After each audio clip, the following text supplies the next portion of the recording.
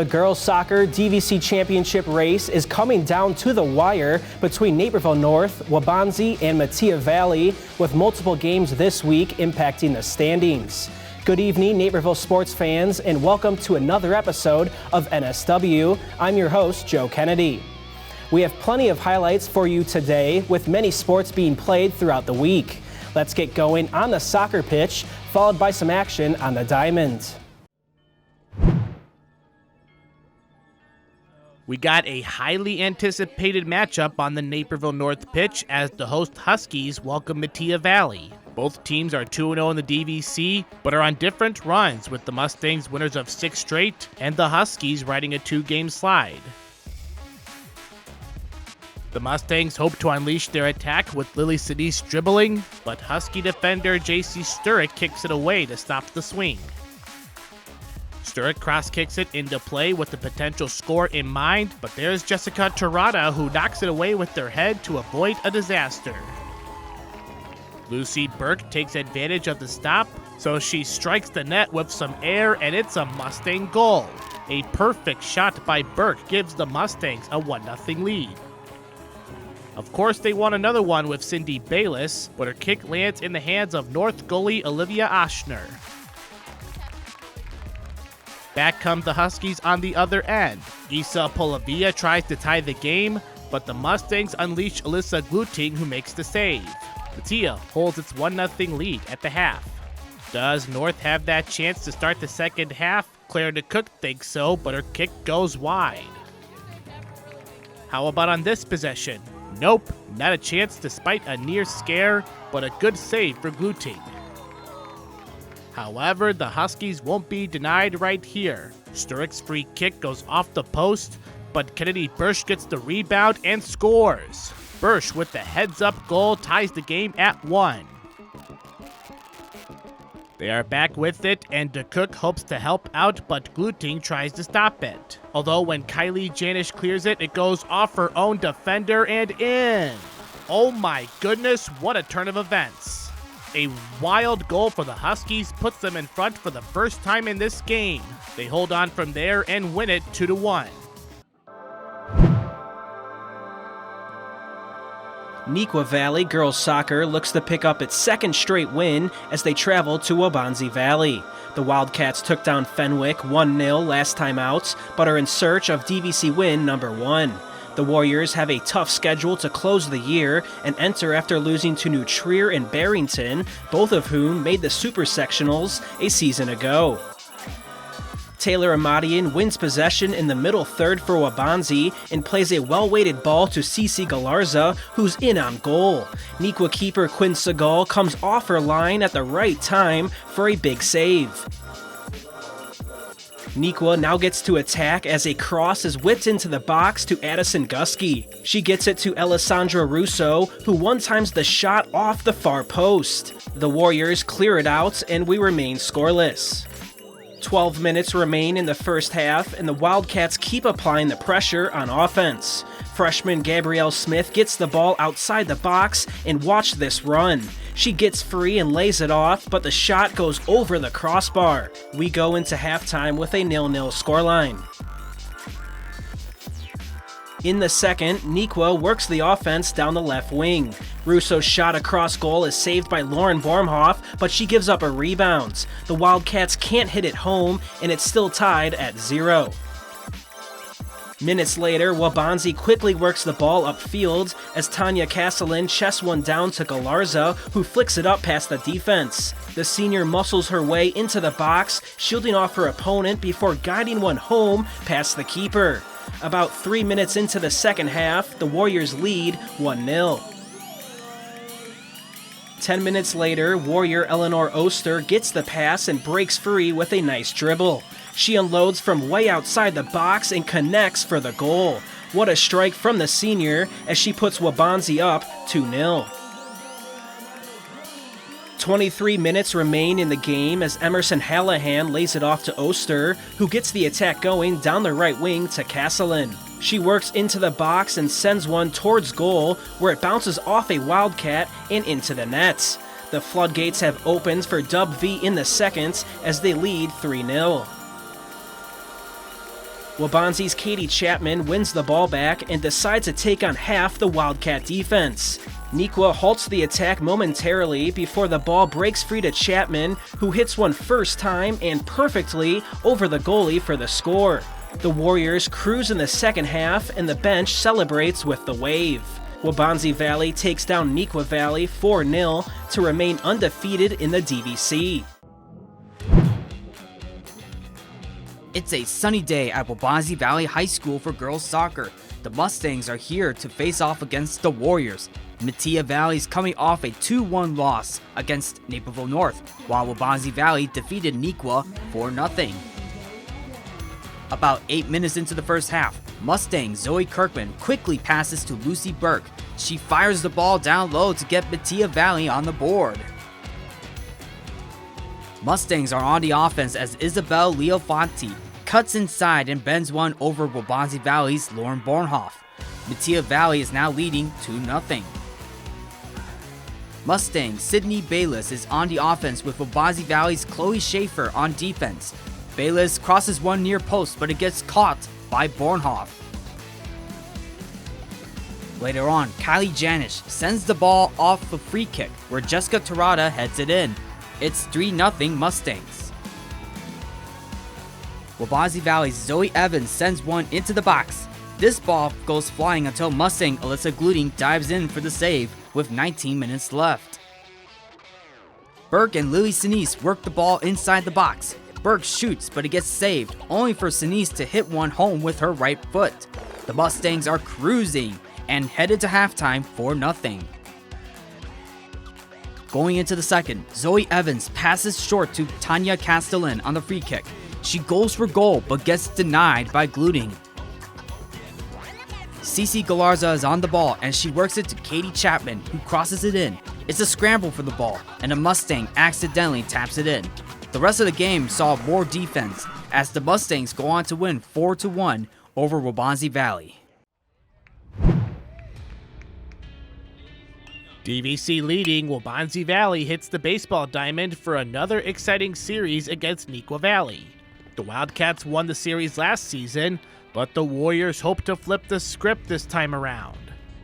Nothing in the first, so we swing to the bottom of the second as Sean Carroll gets a base hit with a favorable bounce. One is enough for Nequa pitcher Mike Langen, who strikes out Ryan Morton, and goose eggs remain on the board. In the third inning, Matt Napchick chops into a fielder's choice, but thanks to no play at first, Dan Marchetti crosses home plate and it's 1-0 Wildcats. Dub V's Ryan Lucas thinks he has a hit, but Owen Shannon uses his athleticism as he dives and tosses to Will Zolabak at first base for the out. Ryan Gustitis tries to put one in play, but Paul Ferret also dives for the catch and throws to Brendan Morris at second for the double play. That's one way to retire the side. Carson Stevens feeds off that with the crack at the bat that leaves the infield, and here comes Andrew Gould to make it 2-0 blue and gold. Warriors finally get a break with Hiroshi Wong, who hits the ball out to left center for a potential spark.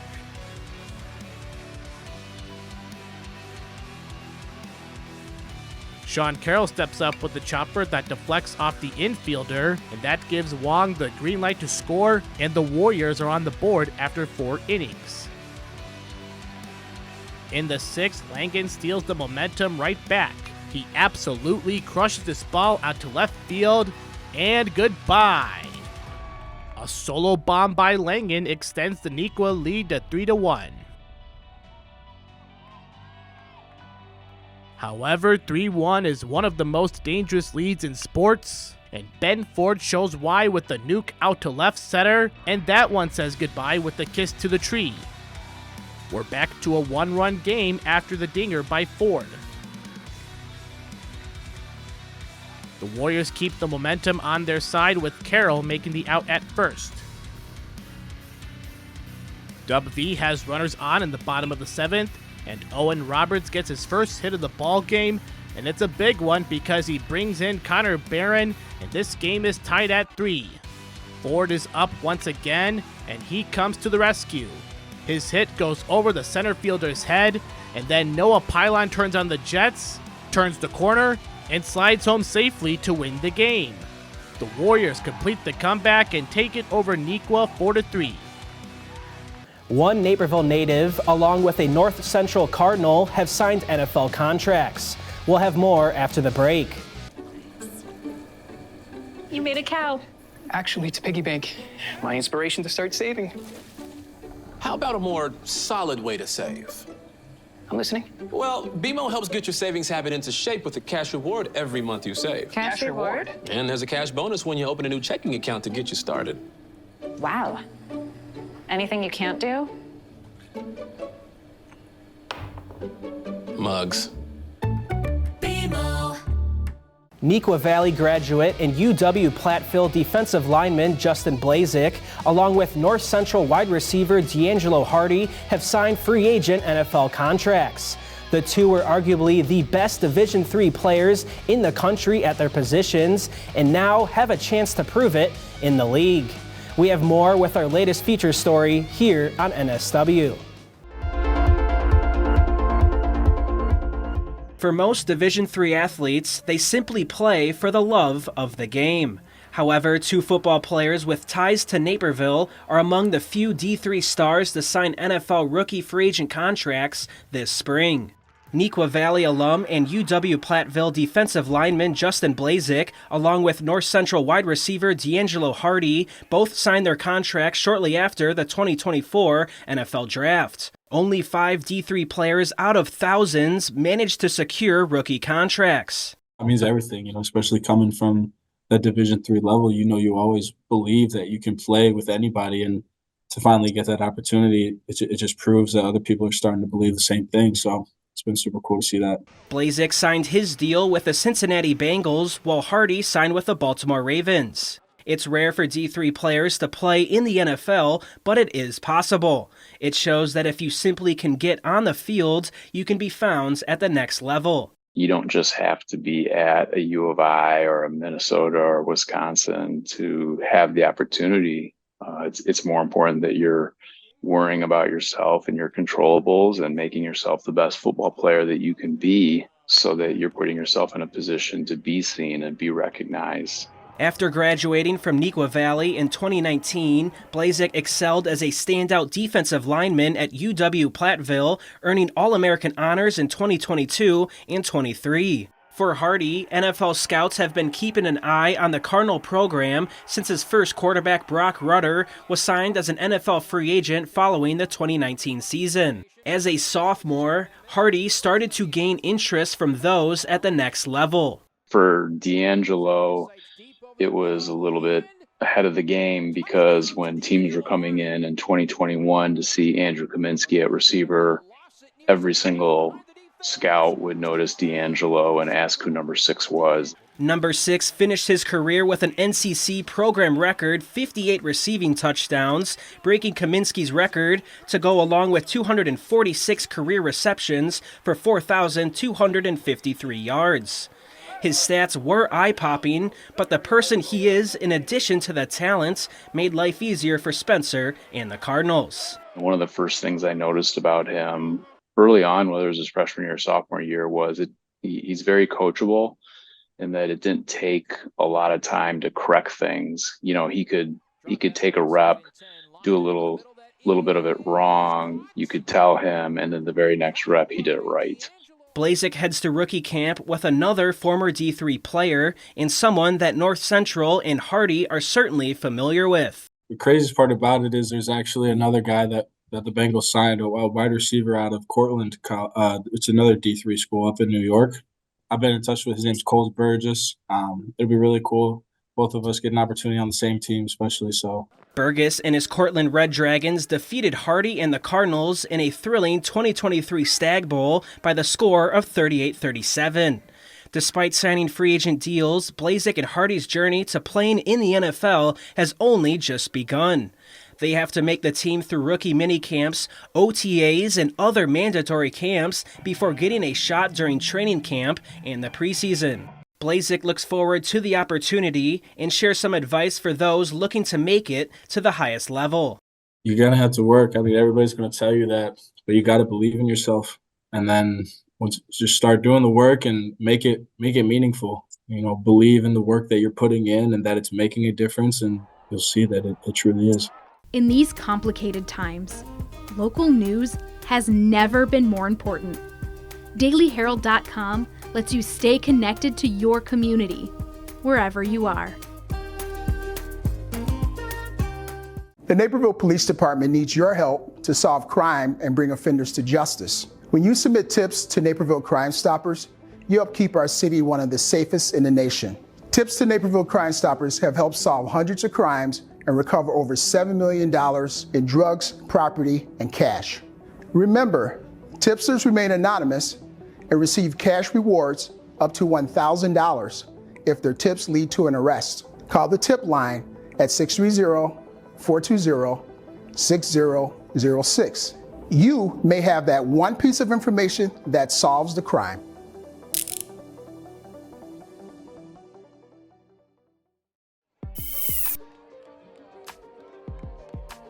We are at Mattia Valley for the girls track and field DVC meet. Naperville Central comes in as back-to-back champs, hoping for a three-peat, while the rest of the teams are ready to hit their strides before the postseason. We start on the high jump with Mattia's Anna Murphy clearing 5 feet and 5.57 inches, which is good enough for a first-place finish for the Colorado State commit. The next jump is the long jump. Central's Kennedy Reed PRs the event with a jump of 5.12 meters and takes 4th place. Brooke Sawatsky continues her strong run on the event and jumps to a 2nd place finish, but nabs the triple jump. Olivia Dawson from Nequa is the one who wins it all on the long jump, as their attempt of 5.79 meters does the trick.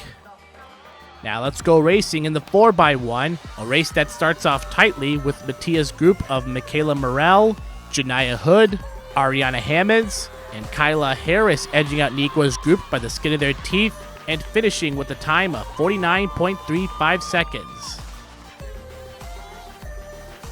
It's time to run 8 laps around the track, with that being the 2-mile. Liv Phillips pulls ahead of Ava Hendren, North's Rihanna Tandon, Nequa's Elizabeth Hall, and Waubonsee's Lily Byback. Shania Tandon is in your picture but got disqualified for jumping inside too early. In the end, it's Phillips doing her thing, and that's winning races like the 3200. Hall comes in 2nd, and Hendren in 3rd. Get those hurdles on because it's time for the 110-meter hurdles. Brooke Sawatsky and Ariana Hammonds are in a neck-and-neck battle, but it's Sawatsky, the Mizzou commit, coming out on top. Sawatsky wins this and the 300-meter hurdles later in the meet. From the hurdles to the dash, here comes Kyla Harris for Mattia, inching out Nequa's Ava Bell by a 1/10 of a second. Harris wins the 100 and 200-meter dash. In the 800, Lola Saytree Morales and Emma Barris battle it out. Coming down the final stretch, Barris pulls away by a second with a time of 2 minutes and 13 seconds. Abby Mogg and Julie Peel follow behind the two runners.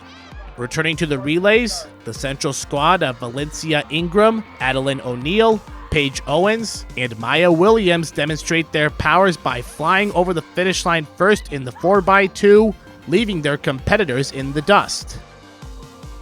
Saytree Morales redeems herself in the 400-meter dash, outlasting Harris by nearly a 1/10 of a second. Dawson and Bell for Nequa follow up the 3 and 4 spots respectively. On the mile, we got Liv Phillips and Julie Pio out in front. As usual, the best friends go 1-2 to finish the race, with Barris finishing 3rd. Due to inclement weather, all awards handouts go indoors, but it's Naperville Central as the first team to three-peat for the girls track and field outdoor DVC. That leads to head coach Phil Allen doing another gritty to excite the runners. The Redhawks finish ahead of Mattia and Nequa Valley.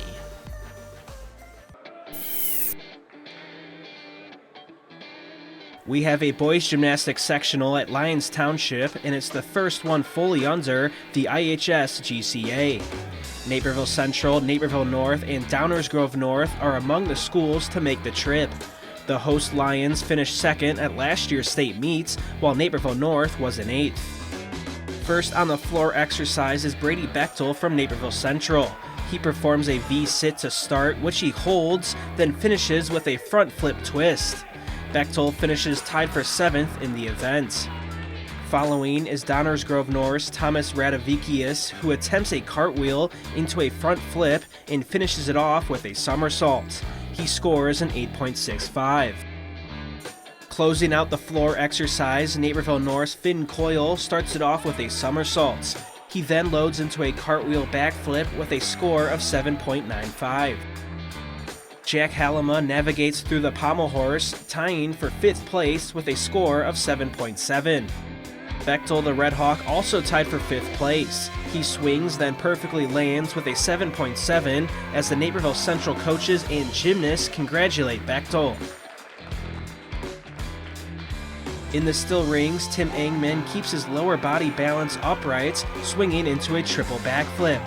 The Red Hawks erupt with excitement as Engman scores an 8.5. For the host Lions Township, Will Taylor holds an L-sit, then swings into a twist. Taylor finishes first in the still rings with an 8.6. Now going over to the vault, where Oscar Binkowski is running down the lane. He explodes up with a nice handspring and twist into a flip. The Red Hawk scores an 8.55.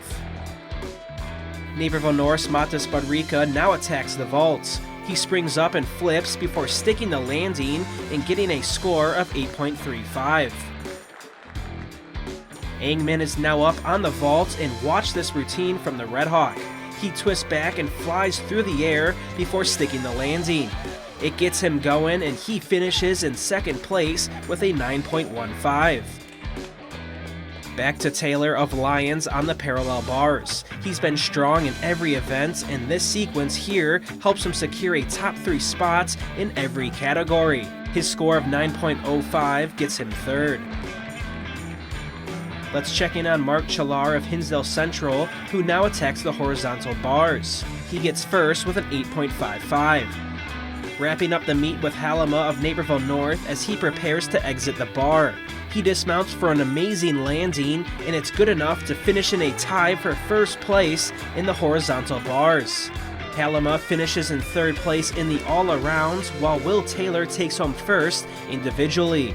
The host Lions win the sectional by 5 points over Downers North, while Naperville North and Naperville Central finish in 3rd and 4th respectively after being separated by just 0.3 points.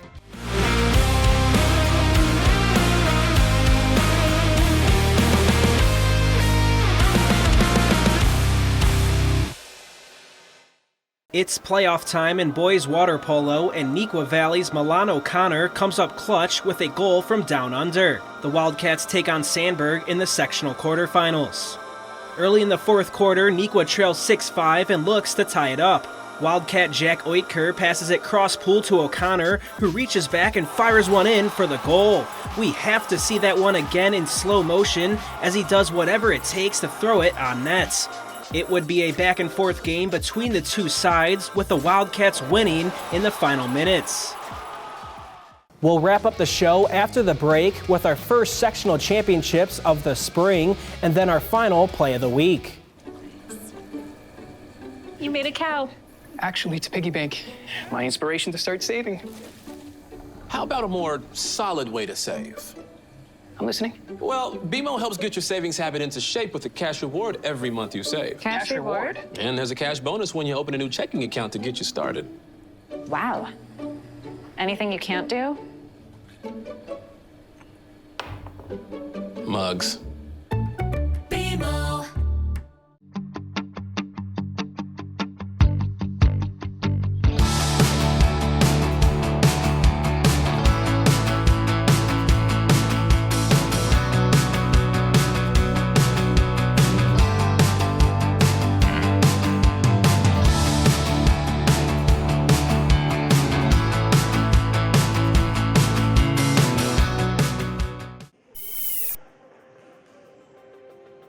It's sectionals at Neuqua Valley High School for badminton. The Wildcats are coming off a second-place finish at last year's IHSA state meet. They welcome in 6 schools as everyone looks to compete for a trip to state and win the sectional plaque. We start with our first double semifinal between Wildcats Luna Hahn and Kenyanyat Vajvorat against Amber Wojciech and Nathania Johnson from Andrew. Vajvorat gets off to a good start by smacking her birdie between the Andrew players for a point. A rally ensues between Hahn and Andrew, and Hahn delivers a blow right past Johnson for a Wildcat point. This match is a quick one as it goes to 2 sets, and Vajvorat delivers the final points. The Wildcats go on to win in straight sets 21-2 and 21-4. Neuqua's 2 doubles with Sanaya Joseph and Yilin Liu going up against Andrew's Alexa Pastirik and Bree Wersbowski. The Wildcats serve at the start with a couple of returns until Liu smacks the birdie for a point. Later on, both teams continue with back-and-forth returns, with Joseph stepping in to deliver a backhand tap to Thunderbolt territory. The semi-match goes to 2 sets as Liu delivers the final hit to Andrew. Wildcats win both sets 21-10 and 21-5. Our first single semi is underway with Samira Gallardo from Romeoville and Wildcat Hannah George. The Spartan gets off to a good start as she smacks the birdie right next to George for a point. The Wildcat responds with back-and-forth returns until George steps to the net and sends the birdie down for a point. It's 2 straight sets for George as she sends the birdie to float down. The Wildcat wins both sets 21-3 and 21-7. Later on, Neuqua Valley's Amber Sheet and Claire Ahn from Romeoville face off in the singles semi. Both deliver back-and-forth returns with the Spartan going for the points to get the match going. She is not giving up yet as the Wildcat delivers a strong left-handed smack that flies past the Spartan's racket. This matchup goes to 3 sets. While Ahn scores and wins the second set, it's she who goes on to win the third set 21-15. Now it's an all-Wildcat championship for doubles between Vajvorat and Hahn against Liu and Joseph. Now here's some good teamwork from all 4 players, with Vajvorat delivering a forehand tap right next to Joseph. Hahn is in action as she receives a powerful hit well and delivers a fast backhand return for a point. Liu responds back to Hahn as she delivers the birdie into the corner for a point. A little more action is underway as Joseph delivers a fiery return over the net and in front of Hahn.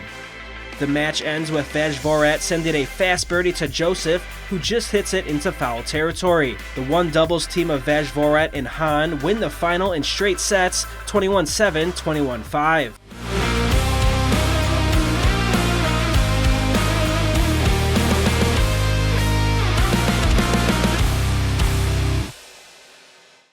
Eleanor Oster and Waubonsie Valley Soccer play host to Neuqua Valley, where Oster scores a worldie from distance.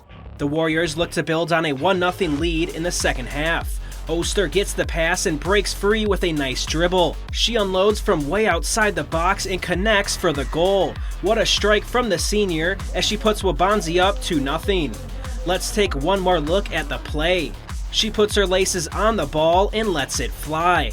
The Warriors go on to take down their rivals 4-0. That closes out another episode of NSW, and we'll keep the postseason coverage going again next week. You can find our past highlights, feature stories, and community sports on nctv17.org and our NCTV17 Sports YouTube channel. You can also find us on social media at NCTV17 on Facebook, Twitter, and Instagram. For Naperville Sports Weekly, I'm Joe Kennedy.